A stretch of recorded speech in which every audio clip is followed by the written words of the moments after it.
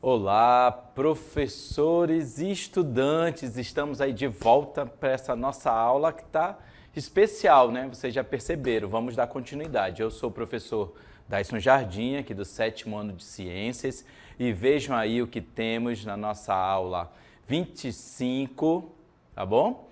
Então, como objeto de conhecimento, continuamos com os programas e indicadores de saúde pública. E vamos ver aí mais detalhes sobre as doenças de veiculação hídrica, atmosférica e por vetores. Aproveitem a aula.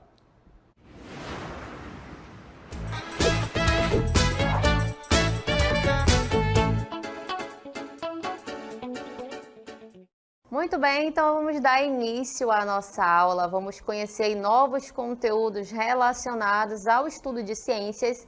E nesse momento nós vamos dar início conhecendo doenças que são transmitidas por vetores, né? Então a gente vai verificar que existem alguns insetos que eles conseguem transmitir, levar doença de uma pessoa para outra, tá? Então a gente vai conhecer quais são essas doenças e de que maneira a pessoa ela fica ali contaminada, tá? De que maneira ela consegue adquirir determinado tipo de doença.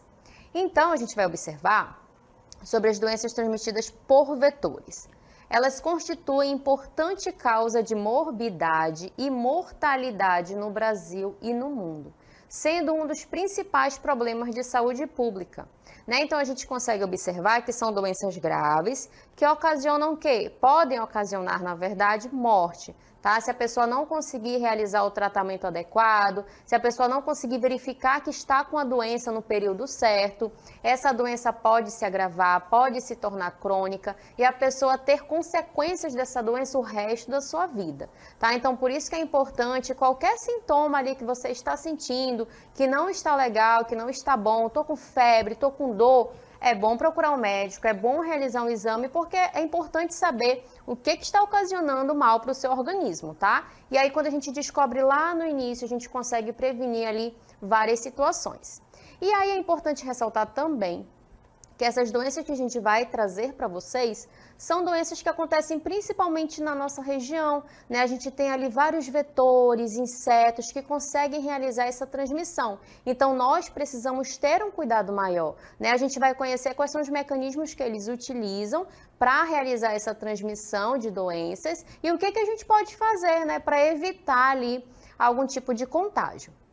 Vamos observar o que é doenças transmitidas por vetores. É a doença que é transmitida por algum vetor, como o próprio nome já diz. E aí ele requer a participação de alguns atores, que pode ser artrópodes, né? Principalmente os insetos, que são responsáveis pela veiculação biológica de parasitas e micro-organismos a outros seres vivos.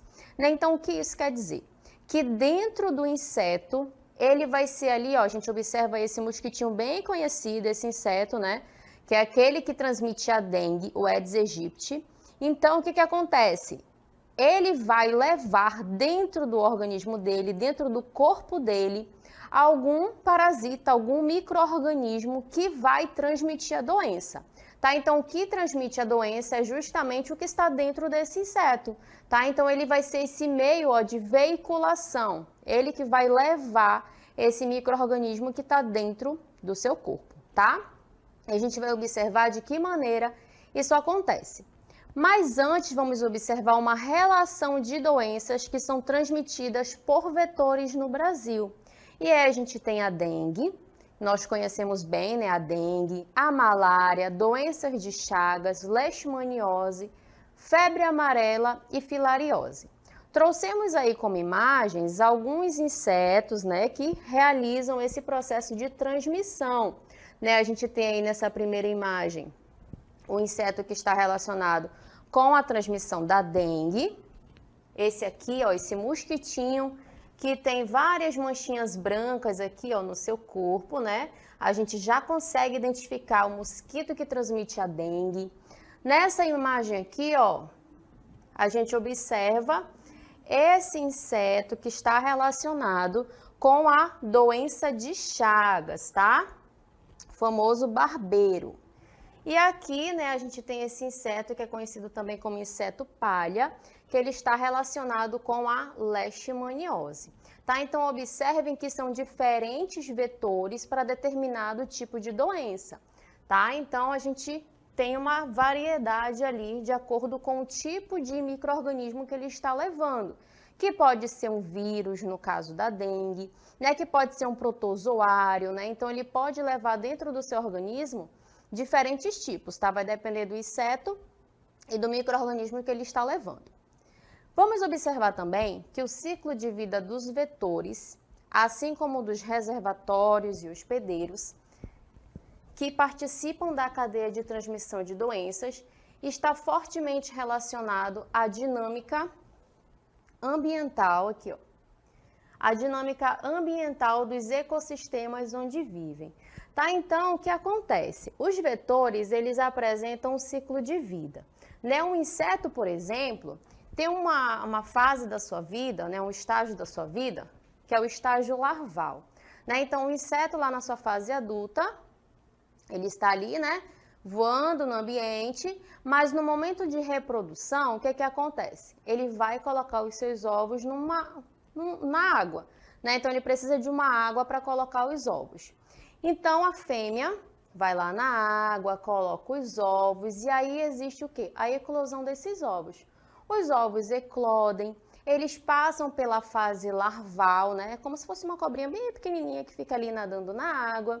Ele fica nessa fase larval por uns 3 a 4 estágios. Depois ele se forma uma pupa, né? Como se fosse uma estrutura menorzinha, que parece uma vírgula. Então, depois da pupa, ela eclode e aí ela nasce um inseto, né? Então, o que a gente observa? Que existe a fase do inseto, que ele está ali voando no ambiente, mas tem aquela fase que ele precisa da água para dar continuidade no seu ciclo de vida, né? Que é essa fase larval e de pupa, tá bom? Então, é importante a gente ter essa noção, né? Para a gente evitar essa fase larval.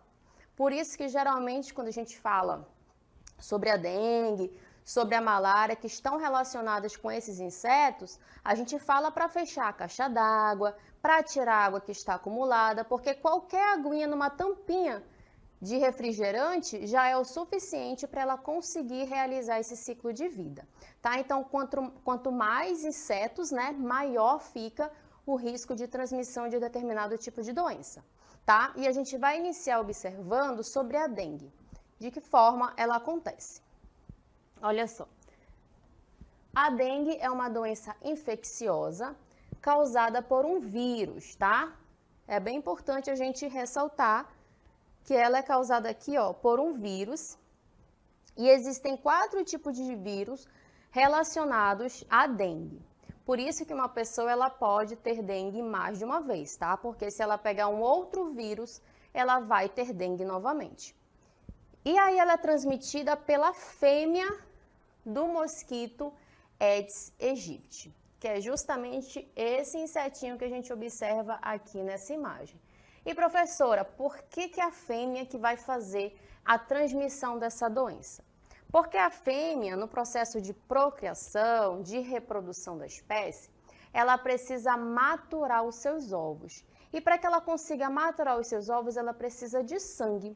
E aí, para ela conseguir sangue, ela vai lá, ó, picar o corpo de uma pessoa, né?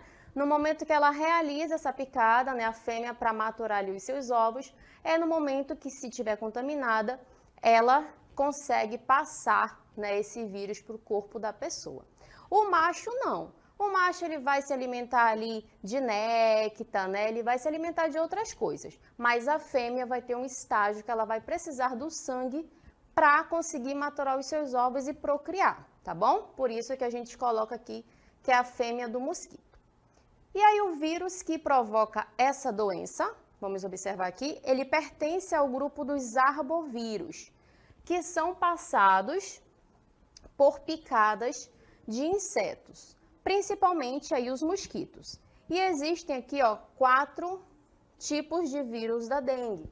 Por isso que nós falamos para vocês, né, que a pessoa pode pegar a dengue mais de uma vez. Porque como tem 4 tipos, se ela não pegou aquele tipo que ela havia sido infectada, ela vai pegar novamente. E quanto mais ela pega, mais risco ela corre, tá? Porque a gente vai observar que tem a dengue simples e a dengue hemorrágica. E a dengue hemorrágica, ela acaba sendo mais prejudicial à saúde humana. E aí vamos observar também mais informações sobre a dengue. Olha só.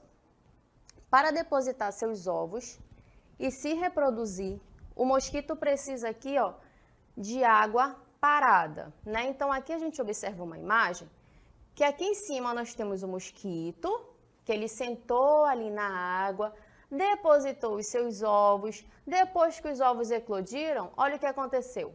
Ela se transformou em larva. Isso aqui que a gente observa, que eu estou apontando para vocês, são as larvas.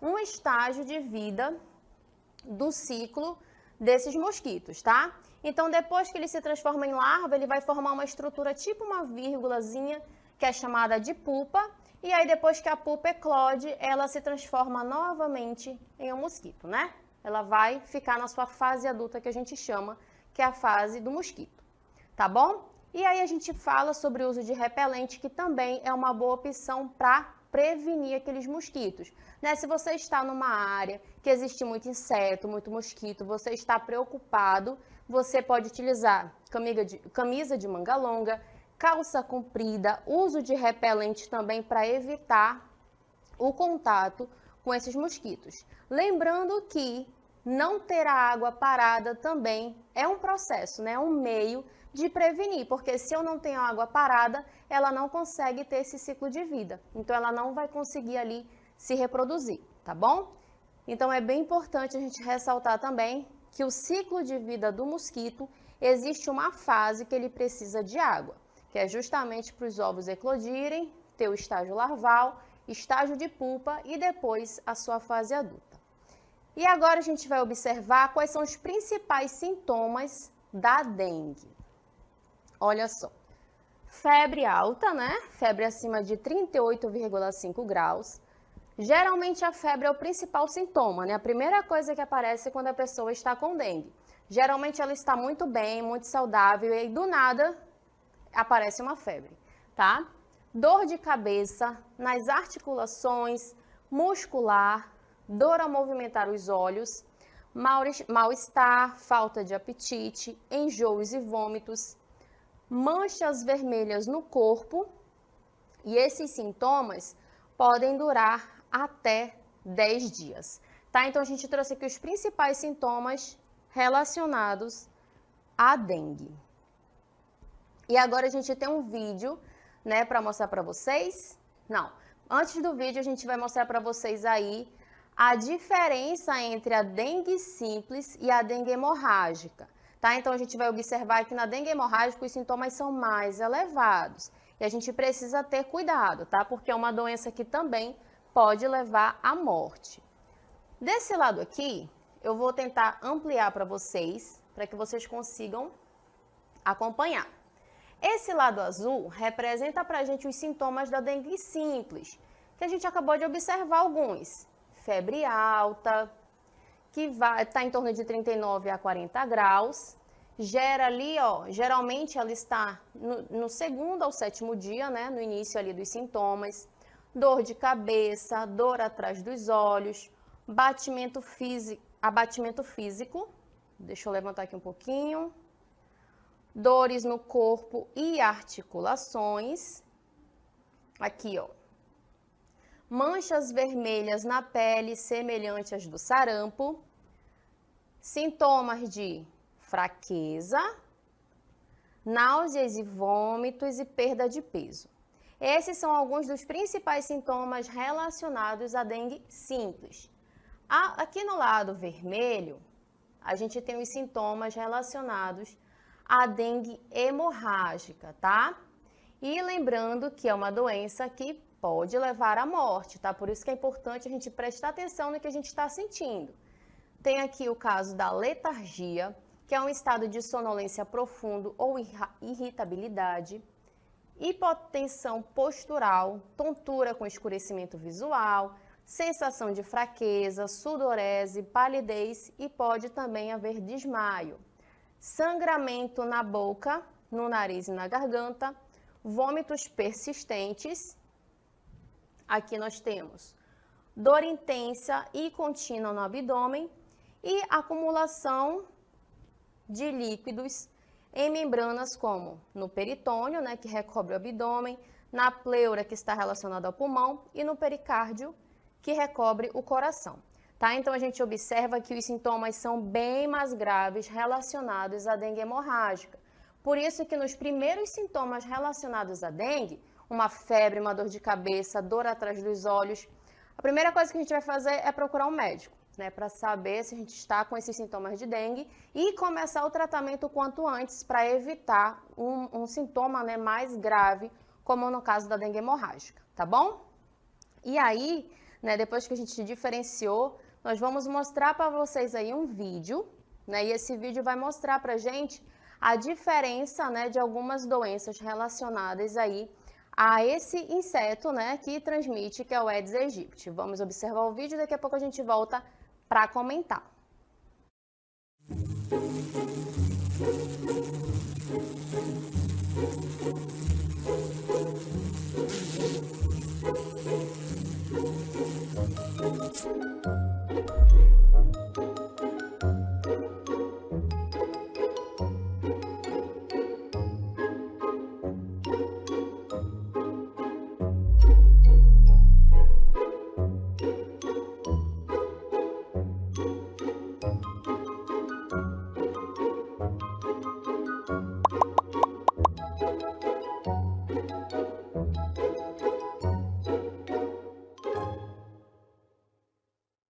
Muito bem, né? Então o vídeo mostrou pra gente aí de uma forma bem simples como é que ocorre o processo de transmissão desse vírus, né? Então a gente observou que eu estava lá no ambiente parado, onde tinha água parada, o mosquitinho estava lá e picou. Depois de 5, 6 dias começaram a aparecer os primeiros sintomas: febre, dor nas articulações, manchas vermelhas. E no final do vídeo a gente percebeu o quê? Que é importante não ter água parada, né? A gente eliminando esses meios aí de procriação, de reprodução desses insetos, a gente consegue evitar essa doença. Como o Aedes, ele transmite a dengue, né? Existem também outros vírus que ele consegue transmitir, que estão relacionados com outras doenças, que é Zika e chikungunya. Então, nós trouxemos para vocês um vídeo que vai diferenciar esses 3 tipos de doenças de acordo com os sintomas que a pessoa pode ter, tá? Então, a gente vai observar um vídeo que vai diferenciar dengue, Zika e chikungunya. Vamos observar aí novamente e a gente já retorna. O mosquito Aedes aegypti é o vetor que transmite doenças como a dengue, a zika e a chikungunya. Essas doenças apresentam sintomas parecidos, mas há características que ajudam a diferenciá-los. Os sintomas da dengue são febre alta, dor de cabeça, dor atrás dos olhos, perda de apetite, manchas e erupções na pele, principalmente na região do tórax e membros superiores, náuseas e vômitos, tontura, moleza e extremo cansaço, dor no corpo, dor nos ossos e nas articulações e dor no abdômen.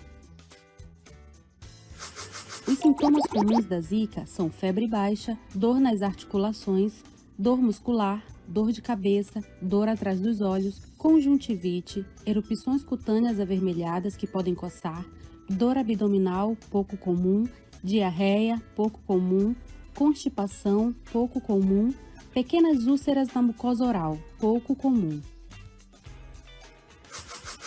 Na chikungunya, deve-se ficar atento aos sintomas, como dor incapacitante nas articulações, febre, dor nas costas, erupções cutâneas, fadiga, náuseas, vômitos, dor de cabeça, dores musculares, mialgias e inchaço articular bilateral.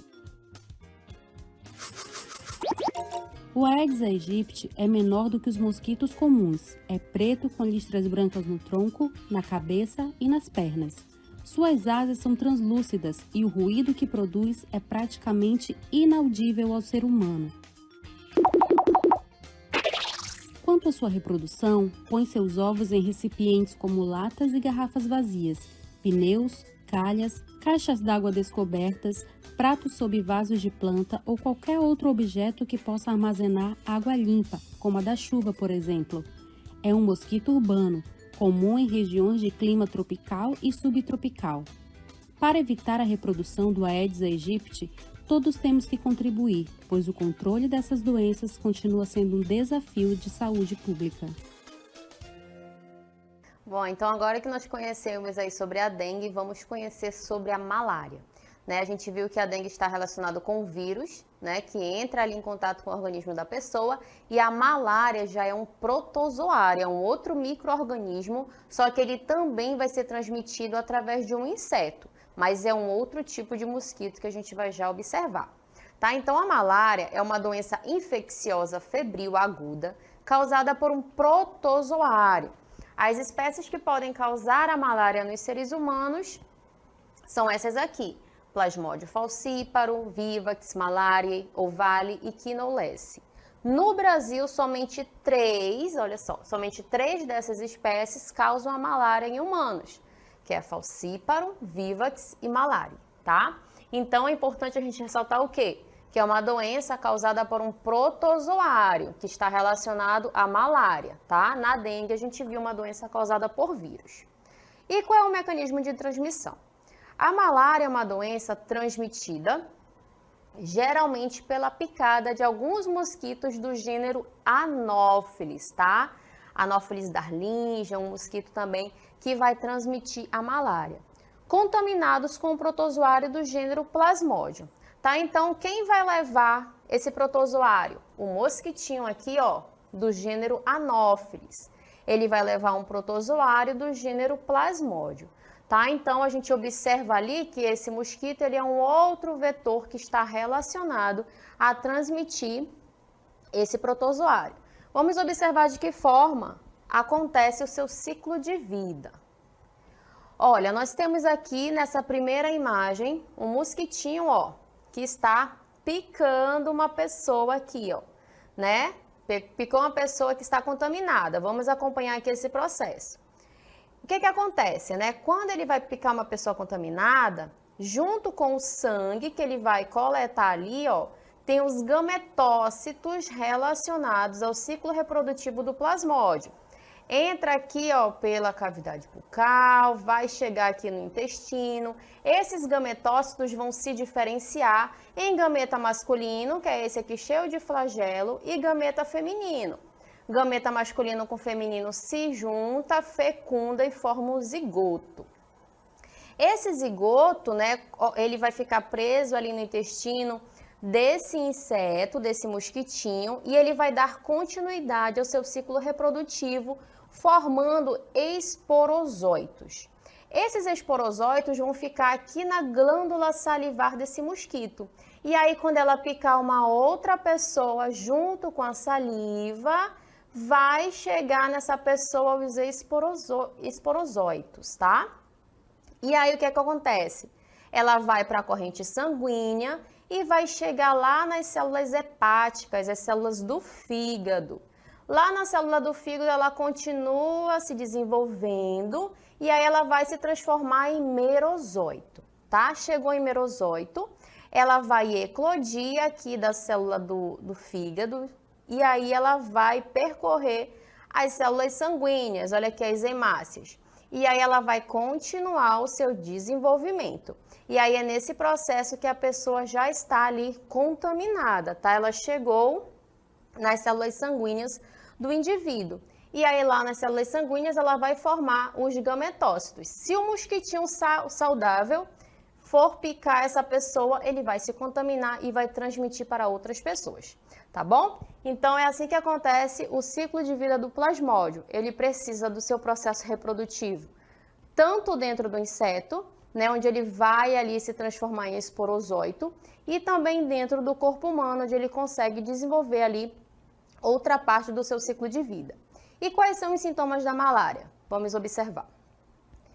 O período de incubação é de 7 a 14 dias, e aí começam a aparecer os sintomas, como calafrio, sudorese, Febres que podem atingir valores superiores a 40 graus. Geralmente, quando a pessoa tem febre, é justamente aquela etapa em que as células sanguíneas, as hemácias, elas liberam, tá?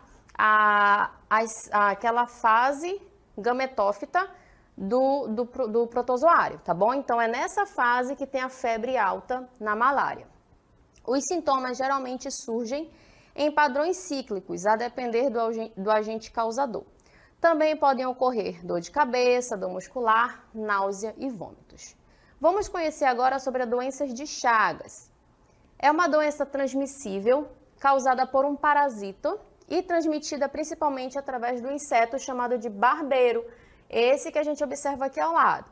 O agente causador é um protozoário, já é outro protozoário, denominado Trypanosoma cruzi. Tá? Então, doenças de Chagas está relacionado com o protozoário, que é transmitida através do inseto barbeiro. E aqui a gente observa o meio de transmissão.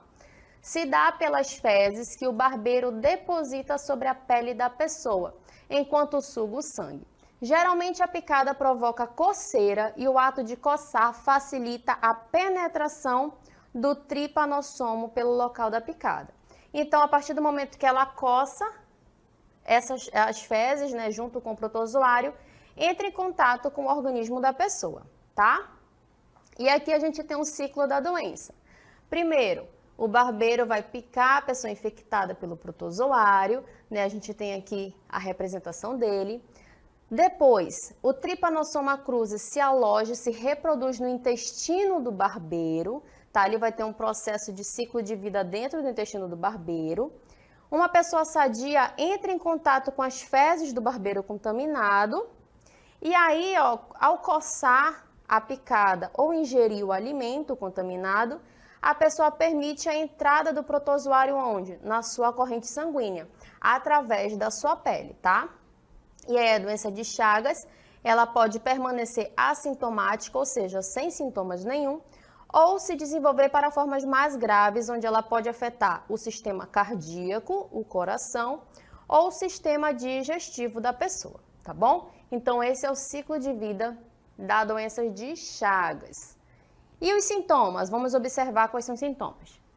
Febre, mal-estar, inchaço localizado no local da picada, dor no corpo e de cabeça, cansaço e prostração, náusea, vômitos e diarreia, inflamação e dor nos gânglios, tá? Temos mais alguns sintomas.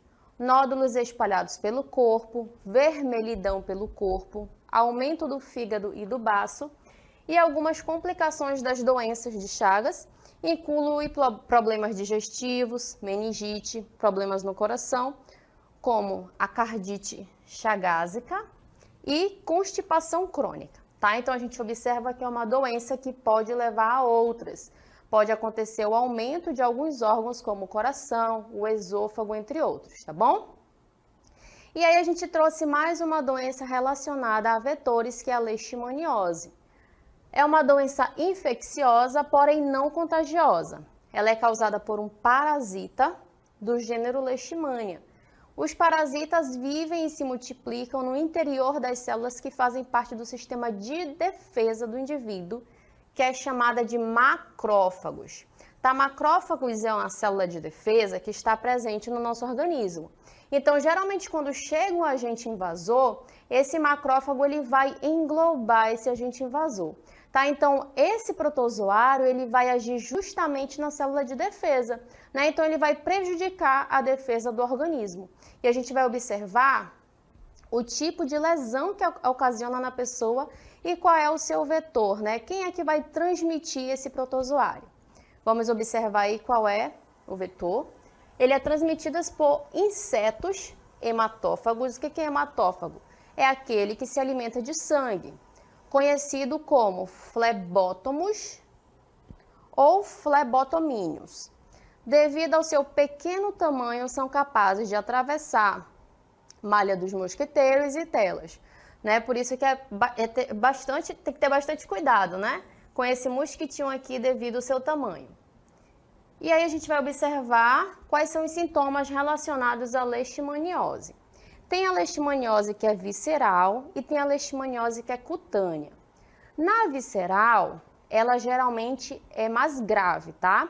Vai ocasionar febre irregular, prolongada, anemia, indisposição, palidez da pele ou das mucosas, falta de apetite, perda de peso, inchaço do abdômen devido ao aumento do fígado e do baço. Tá? Então, a leishmaniose visceral, ela vai ficar entre os órgãos, tá? Então, por isso que ela tem esse nome visceral, porque ela fica entre os órgãos. E aí, os sintomas relacionados a ela é muito mais grave, tá? É muito mais difícil de tratar. E a gente trouxe para vocês uma imagem que mostra aí alguns sintomas relacionados à leishmaniose visceral. A gente tem aqui o mosquito transmissor, que também é conhecido como mosquito palha, bem pequenininho, ó, de 2 a 3 milímetros. Nos seres humanos, febre, complicação cardíaca, aumento do volume do baço e do fígado, emagrecimento, desânimo, apatia e palidez. E o mosquitinho, ele também pode picar o quê? Um cachorro, um rato, né? No caso do cão, o que acontece? Lesões oculares, febres hemorrágicas, fadiga, anemia e emagrecimento. Tá? Então, ele também pode ocasionar doenças em animais, como no caso do cachorro. E os sintomas relacionados à leishmaniose cutânea?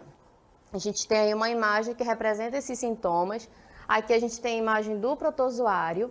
Tá? Então, quais são os sintomas? 2 a 3 semanas após a picada pelo inseto, aparece uma pequena pálpula ou uma elevação da pele avermelhada que vai aumentando de tamanho até formar uma ferida, recoberta por crosta ou secreção purulenta. Ela vai soltar pus porque ela está relacionada com aquela célula de defesa do nosso organismo. A doença também pode manifestar, como lesões inflamatórias, na mucosa do nariz ou da boca, tá bom? Então, a gente pode conhecer aí algumas doenças que são transmitidas através de vetores. Tá? Espero que vocês tenham compreendido a nossa aula. E agora vamos ao nosso intervalo e daqui a pouco a gente retorna com mais aulas de ciências. A sua aula continua no próximo vídeo.